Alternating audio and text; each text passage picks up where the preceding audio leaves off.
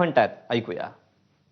आम्ही सर्व खासदार महाराष्ट्रातले वर्षाताई गायकवाड, त्याचप्रमाणे खासदार आपल्या प्रतिभाताई धानोरकर आणि आपले महाराष्ट्रातले बाकी सगळे खासदार आम्ही होतो.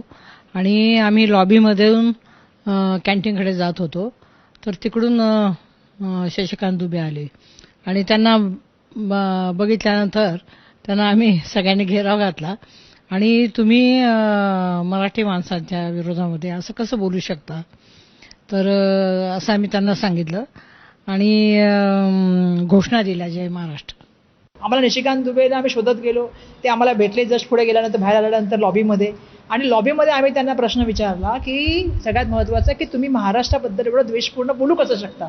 दुसरं, तुम्ही पटक पटक्के मारेगे म्हणताय, आम्ही समोर तुमच्या उभे आहेत, कोणाला पटक पटक्के तुम्ही मारणार दाखवा तरी आम्हाला. आणि दुसरं, आम्ही त्यांना सगळ्यात महत्त्वाचा प्रश्न विचारला की तुम्ही महाराष्ट्राबद्दल हे बेताल वक्तव्य करण्याचं बंद करा आणि जय महाराष्ट्र बोला, तुम्ही माफी मागा. जो आमचा जय महाराष्ट्राचा आवाज जो होता तो त्या पूर्ण परिसरामध्ये लॉबीमध्ये इतका घुमत होता आणि बघून ते तिथून मी महाराष्ट्राचा आदर करतो, मी जातो जय महाराष्ट्र बोलून तिथून निघून गेले. महाराष्ट्राच्या स्वाभिमानाला कोणी छेडण्याचं काम करेल तर आम्ही दिल्लीमध्ये जरी असलो तरी शेवटी महाराष्ट्राचे प्रतिनिधी आहोत. आपण पाहिलं की पटक पटक्के मारेंगे आदरणीय राजसाहेबाच्या बाबतीत असतील किंवा मराठी भाषेच्या बाबतीत कोणी जर चुकीचं बोलत असेल तर हे आम्ही कदापि खपवून घेणार नाही.